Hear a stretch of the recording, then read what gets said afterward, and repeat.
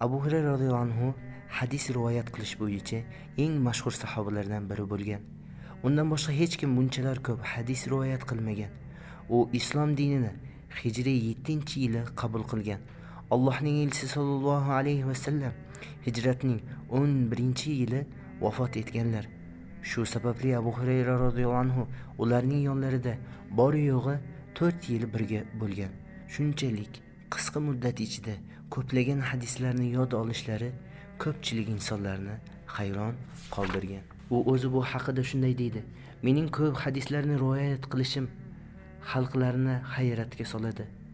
Mening muhojir birodarlarim savdo bilan, ansor birodarlarim dehqonchilik va chorvachilik qilib yurganlarida men doimo Allohning elchisi sollallohu alayhi va sallam yonlarida birga bo'ldim. Men hech qachon osh-ovqat, rizqni o'ylagan emasman va menga Allohning elchisi sollallohu alayhi va sallam bergan ovqatlariga qanoat qilar edim.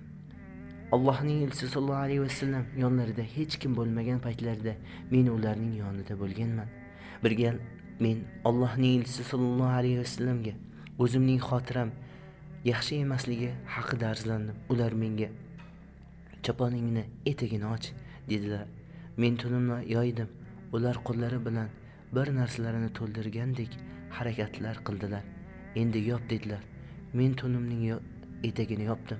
Shundan so'ng men hech qachon eshitganlarimni unutmadim.